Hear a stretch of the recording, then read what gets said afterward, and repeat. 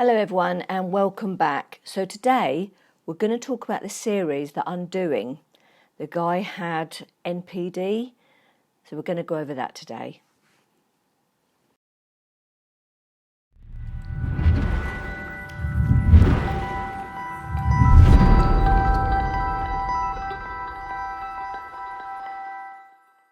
Hey guys, everything I've got here is quality. I promise, trust me, honestly. I'd love it if you'd subscribe.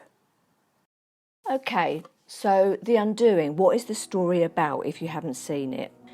This is just to cover how the guy had chronic narcissistic disorder. Okay, there's a murder victim, Eleanor Alves. She's actually the actress Matilda De Angelis. Now, she's a sexy young mother, an artist who is bludgeoned to death. Now, the prime suspect is Dr. Jonathan Fraser, which is played by Hugh Grant. And he's seemingly a perfect paediatric doctor. Could he be a liar? Is he a cheat? Could he be a murderer? Now, his wife is a Manhattan therapist, Grace Fraser. She's played by Nicole Kidman. Now, she keeps making these unsettling discoveries about her husband, Jonathan. He turns out to be the main suspect in the case of this brutal murder of this young mother from the private elite school that her son Henry, who's played by Jonathan Jupe, attends. Now, us, the viewers, alongside with Grace, we've learned that her husband, Jonathan, has been unfaithful. Now, we know that that's quite common with narcissistic disorder because they need the constant attention, the love, all that sort of thing.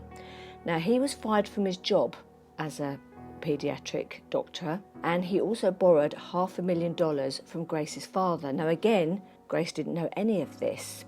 Another NPD trait, trying to cover their tracks, always trying to make out and look like they are doing well. Now, the final episode delivered another disturbing reveal is when Jonathan was a boy, he had a 4-year-old sister. Grace never knew this. She never knew that he had a sister.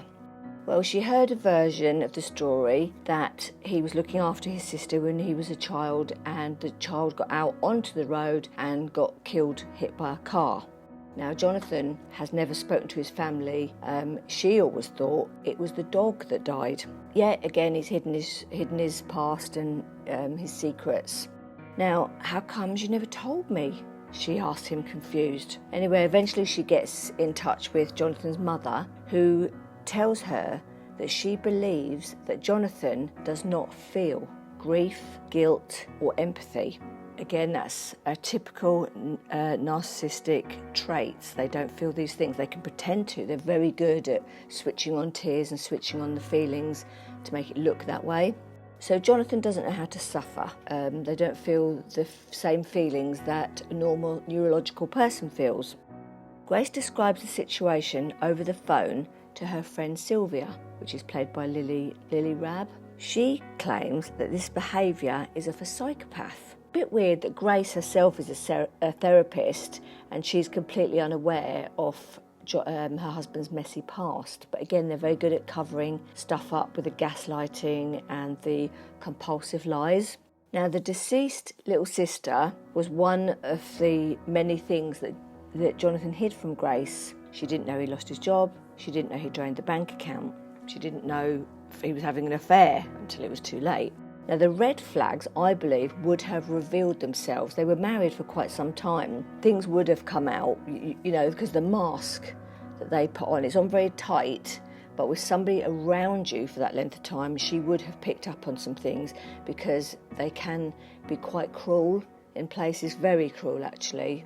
Now, losing his job and not telling her, some people could have said, oh, that was just a male pride thing. Draining the money out of the bank account, ooh, where did the money go? Grace's father, he had very negative vibes about Jonathan. He actually believed he was a psychopath. People with chronic narcissism, when you first meet them, they're very charming, they're charismatic, they're funny.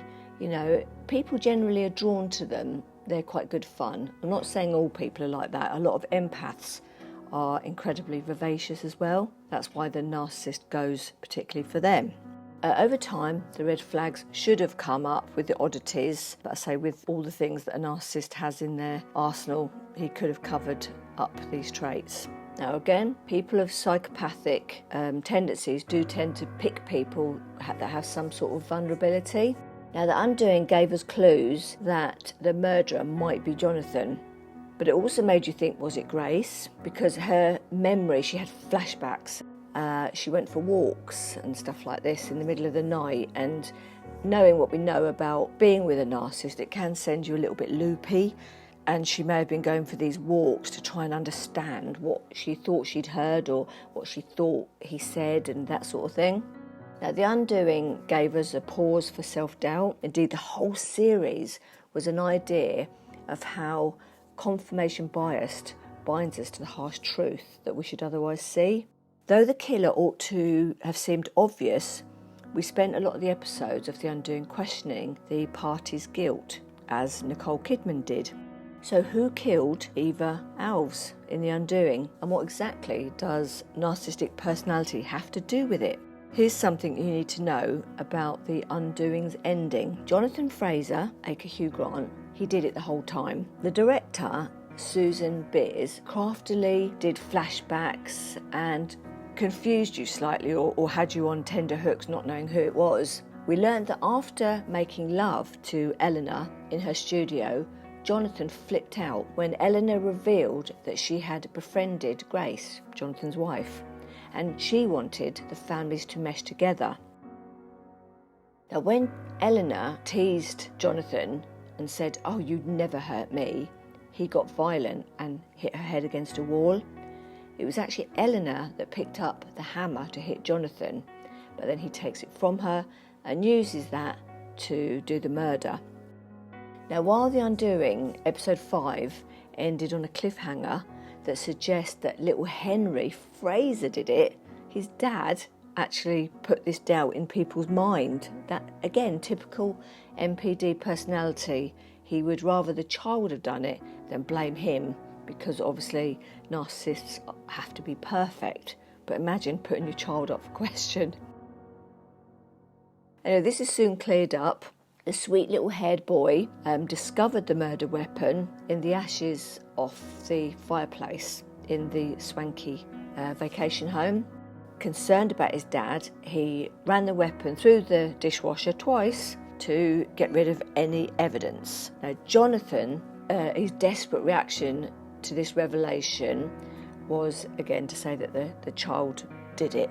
And Grace is just like, oh my gosh, he's such an arsehole to blame his son. He was ready to incriminate his 12-year-old son just to hide himself. This is quite clever. Grace smoothly manipulates herself into the witness stand because it all goes to court. She seems like she's vouching for Jonathan. However, what she's actually done is set up the prosecutor to ask about Jonathan's history. Could he be a psychopath? She gives him the diagnosis of narcissistic personality disorder on the stand, which wraps up the trial.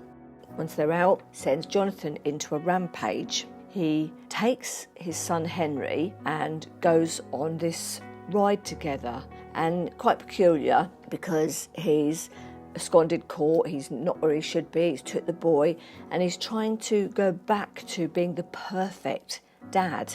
And he talks in these riddles, this weird way. These people, again, we know, have an inflated sense of their own importance, very deluded. They need the excessive attention and the admiration. They lack empathy for others. Behind this mask is off-pretend extreme confidence lies a very fragile self-esteem that's vulnerable to the slightest criticism. Jonathan, as Grace explains, is so wrapped up in himself as being the hero to the children, as the doctor and the saviour of his family, he can't deal with the pushback of this narrative that he's not the best dad, he's no longer a doctor, he has no money, obviously he's a crap dad, he's a murderer and he's had affairs. So it's falling drastically to pieces for him. The Undoing.